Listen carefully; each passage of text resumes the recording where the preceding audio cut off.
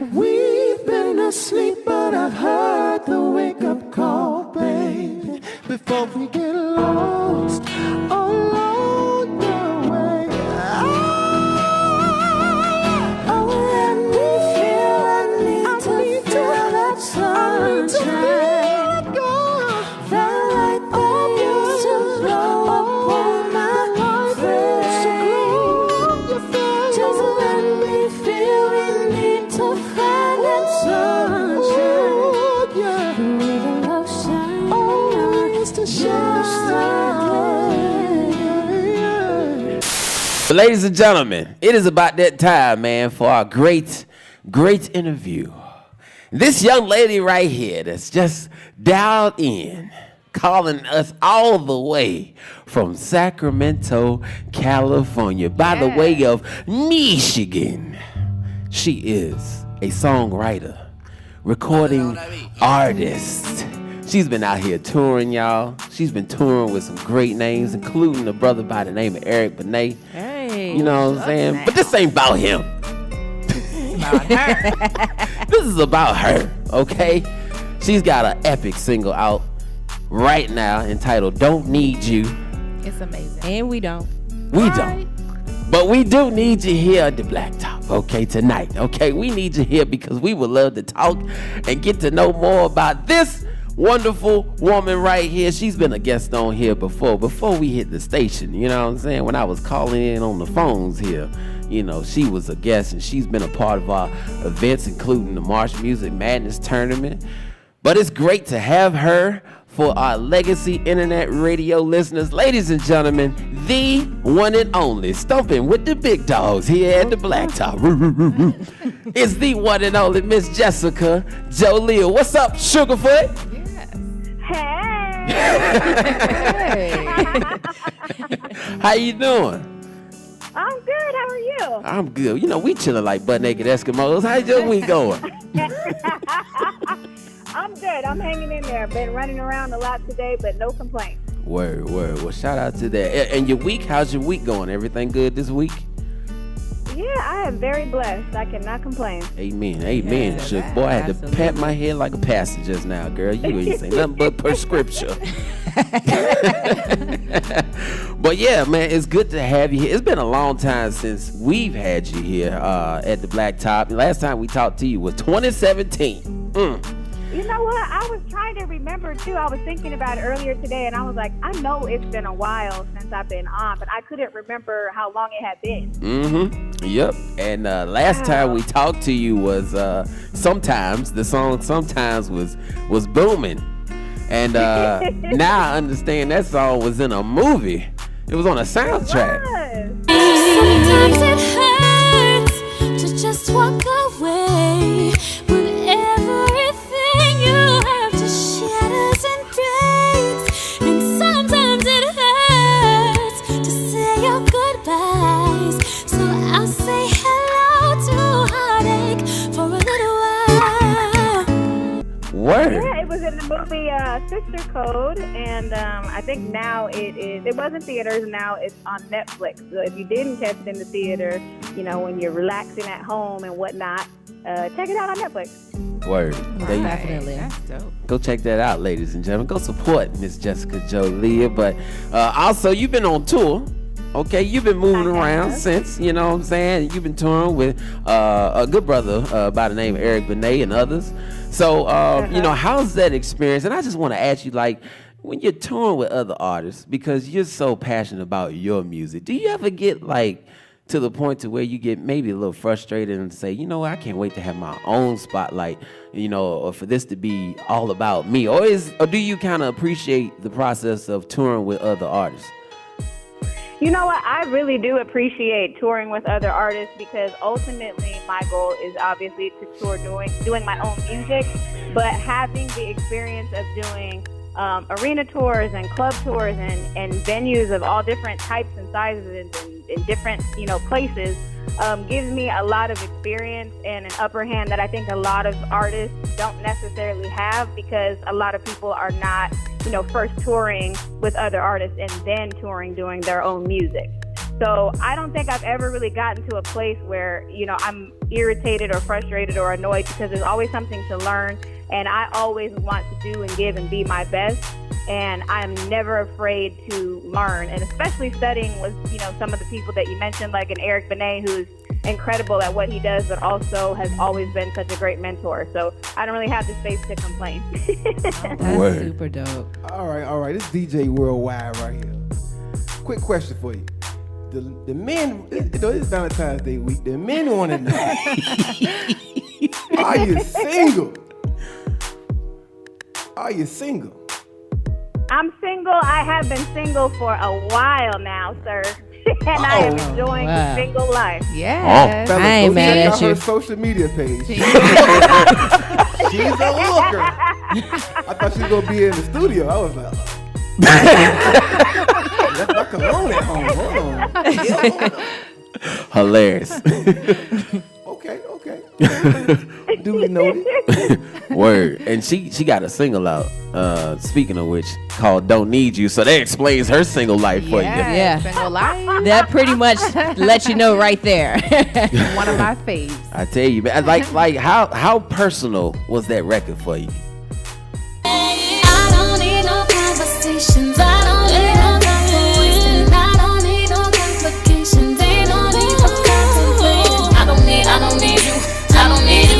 I don't need you. Ooh, I don't need you. I don't need you. I don't need you. You know, not to a specific situation. Like, I've been in a handful of relationships, and some ended where, you know, at least we were amicable, some were just horrible. So I think it was just a collection of different experiences, but also a collection of, you know, stories from family members and friends and their relationships. But, you know, at the end of the day, for me, you know, I am very comfortable in my own skin, and I'm comfortable single, just as comfortable as I would be in a relationship. And it's important for men and women to be able to be on their own and not necessarily need someone to, you know, feel whole.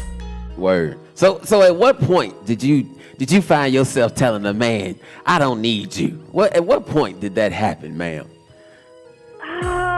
You know, I think my last, like, really bad relationship, I would wake up and feel like why am I still here? Yes. You know, you're not doing anything for me.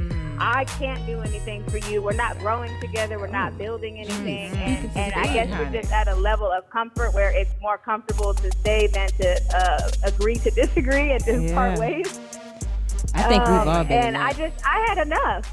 Honey, if you're not speaking to all of us here, Yes, I just want to pass the collection plate around in here because, amen. So what's your Cash App?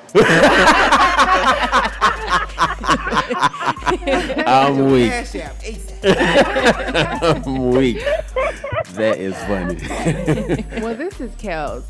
That kind of leads to our question of the day. So we're in the middle of a 3-part discussion series about how marriage is viewed in the Black community. Do you feel that marriage is more of a goal for women than it is for men? And why or why not? You know what? I really don't know if it's a goal so much for anyone in 2020, at least not, you know, the way that I was raised and the examples of marriage that I had and still have in my parents. I don't even really see that anymore. You know, so... And again, going back to me, I am comfortable, you know, if I stay single for the rest of my life, but I'm also comfortable with the idea of being married. There's so many different perspectives on that. Everyone wants to do their own thing, and there's nothing wrong with being independent. But I think because the value, in my opinion, of marriage has declined on so many levels and in so many ways, and people are so comfortable casually getting married and casually getting divorced, that, you know, I don't really have a great answer for that. Well, that makes sense. I don't know if it's really men or women at this point. Yeah. Word. Well, live in your skin, honey. Single life, I'm for it. Word. So like, marriage is still a goal for you, though, right? Like, I guess at this point. I don't think it ever was a goal. And it's funny because like, I have grandparents that have been married for a long time. My parents have been married almost 40 years. And I have great examples in my life, but I actually was just having this conversation with my parents a few weeks ago, and I said, honestly, I don't know if I want to wake up and see the same person every day. Not that I want to see different people and have that option to just be a loosey-goosey, but it's like, don't y'all get tired of each other? Yes, girl. You are talking my language. For me, it would take the right person. I'm open to it. I'm not saying, oh no, I don't ever want to get married. I think it has to be the right person, and I have to compliment that person in the same ways. Okay. I totally agree with that. I got to be the right person. If not, what are we doing? Cancel. So yeah. Well, this is Miss Milan, and on a serious note, I've read from your Instagram that you dealt with the health scare of endometriosis, and this is something that you had to power through while you were on the tour. So if you can, for those who don't know, can you explain a little bit about endometriosis and how serious it was for you? Sure. It is a condition that affects women worldwide. I think in the United States, there's over 200,000 cases annually. A lot of times it's undetected. And just to kind of generalize what it is, it's basically a reproductive issue where tissue that normally grows inside of the uterus grows outside of the uterus and starts to attach itself to other parts of the body. So it could be the ovaries, outside of the uterus, the intestines, the colon, and actually any other place that it really can travel to. It's very, very painful. There is no cure for it. There are several different procedures available to kind of minimize the pain. For myself, I had a very large ovarian cyst, and I was in a lot of pain. I was diagnosed earlier last year, and I wasn't able to have surgery until the end of the year, so I chose to go on tour in spite of the diagnosis. Excuse me. And it was hard. I took pain medication about every 3 hours. I didn't sleep very well. I couldn't eat very much. But at the end of the day, I'm extremely passionate about music and reaching as many people as I can. And seeing people smiling and sometimes getting a chance to talk to them after the show and realizing how many people that you positively impact, it was enough for me, outside of the prayers of all of my family members and friends to push me through the tour that lasted over 5 months.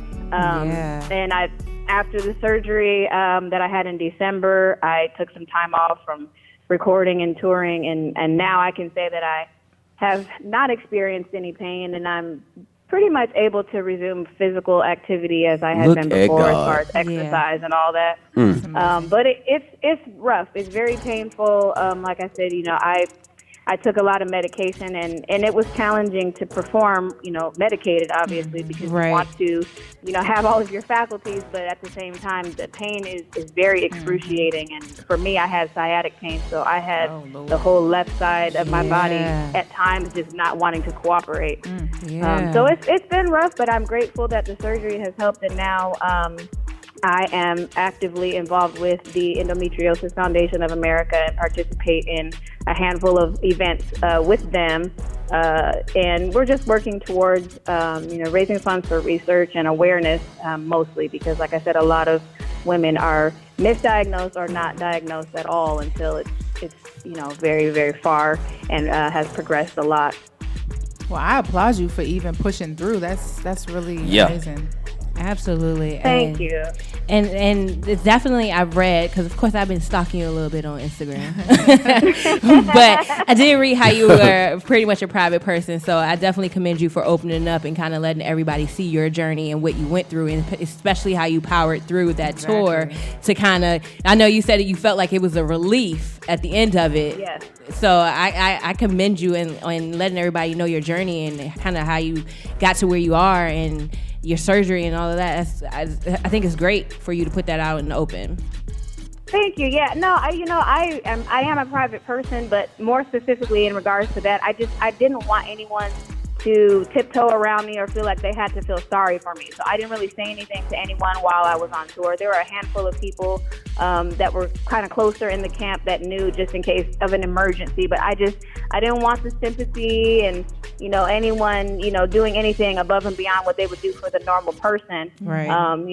In good health. But at the end of the day, I really always had the intention of sharing what I could to help as many people as I could, because it is very challenging, very difficult to deal with. But, even if it was, just, telling people that I did a lot of cardio and the cardiovascular activity helped with the pain, any tips that I could give, or even, just notes of encouragement, I'm always happy to. That's super dope. Word. Shout out to that. And I first off, you got all my respect. And secondly, I definitely know how it feels to go through a traumatic situation. I had cardiac arrest, and it was tough for me to get back on a basketball court. You going through what you went through, and then being able to go on stage, run, and I mean, just to get like in your mental frame is just where was it ever a point you was just like, I really think I'll never be the same ever again, or did you always have that sense of hope? You know what? I think, I prayed often. I prayed every morning. I prayed every night. I asked a lot of, my family members, friends, church members to just keep me in constant prayer. And I think, just in regard to pain, I've always had a higher, tolerance for pain than I think most people. But this pain I had never experienced before. And at times it was very debilitating. So I don't think I would have gotten through without all of the prayer. But I did have, just my mind set in a place where I just knew I had a goal to accomplish. Yeah. And when I came back and I finished the surgery and I went to my first post-operation appointment with my doctor, she said, after I got in there and I saw what all was going on with my own eyes, I had to tell you, you could be a member of the Navy SEAL, because I don't know how you were running around on the stage doing all what you were doing for 5 months.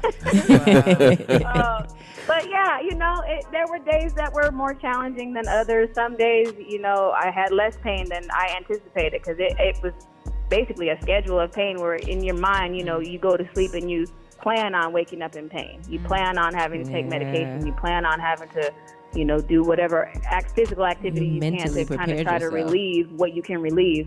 But I just always literally put my best foot forward. I did everything that I could to stay positive and really finish that tour strong. Wow. Woo. Shout out to you. Gave me motivation. Yeah. Girl. Yes. All right, so you're on the West Coast, although you're from Michigan. How much did Kobe's passing affect you, and what was the biggest lesson you took from that tragedy? Well, first, I have to say, honestly, as far as the NBA and pretty much any sports organization, I haven't really been following along since I was a kid. I was much more actively involved when my dad was a little bit younger and I was a little bit younger, and we would watch together. So I can't say that I followed his career to the extent that other people did, but I was aware of who he was and what he had accomplished, and even now, the things that he was working on very recently. My brother actually sent me a text message while I was at church, because that was on a Sunday when it happened. And even still, I felt like it was a family member that had passed. And it was like when I read it, I had to read it a few times, and then I texted him back and I said, Kobe who? Because you just don't want to believe it. Right. And then, the rest of the story began to unfold, and it was really heartbreaking. I don't know all of the details as far as what will continue to unfold, whether this was something that was preventable or not. But, my heart definitely goes out to his wife, to, his children. It's a really tough loss. But I think, his legacy will live on. And I know for sure that, it has inspired people to really take advantage of every single minute that we have. Absolutely. Because, we none of us know how long we have, how much time we have, how long we'll be here. So even for me, I was already on a course to, push through things. But it just kind of hits you like a ton of bricks. Like, wow, I can't believe this is a reality. So yeah, definitely my heart goes out to all the family and the friends of Kobe Bryant. Wow. Word. Well, shout out to that. So you got that Mamba mentality. I like that, Miss Jessica Jolia. So, you mentioned you were doing certain events in regards to raising awareness about endometriosis. You got a marathon coming up. Tell us about it. I do. It is the Rock and Roll Marathon Series. I don't know if the first one has started because they do multiple marathons throughout the year, every year. The event that I'm participating in is in October and it's in San Jose. I am doing a 5K and I'm representing the Endometriosis Foundation of America. I do have a website, but the link is very, very long. But I am raising funds, and everyone is welcome to donate or participate in any way that you would like. If you feel like flying to San Jose and running with me, you're welcome. Word. Get your track shoes, ladies and gentlemen. Okay. All right. Not the cheap ones either. Okay. We don't need you busting through them things. But yes, make sure you prepare wisely. All right. But real, I just want to salute you. We all salute you for battling through this and continue to do what you love, continuing to walk in your purpose. We're so proud of what you're doing. I mean, you're making great moves. I'm so proud too because, since our last interview, just to see you grow and do such great things, not just in music, but personally, and to be able to open up because you never know who is looking up to you, who needs to hear this story, to be inspired, to not let such a very unwanted condition hold them back from living life and really getting into what they love to do, man. I definitely give you all the respect and salute in the world, Miss Jessica Jolia. Thank you. Thank you so much for watching our video. Now, if you don't mind, can you do us one more favor? Hit that subscribe button and also tap that bell notification. That way you're alerted about all of our live content, our live episodes, behind the scenes information, also live interviews with some of your favorite guests, and plus many more right here on Blacktop TV. Also, if you need more information about the show, follow us on Instagram, The Blacktop. That's DABLACKTOP, and you know me. Ha! I'm a poet, ain't even know it. I rhyme all the time. And that's about it.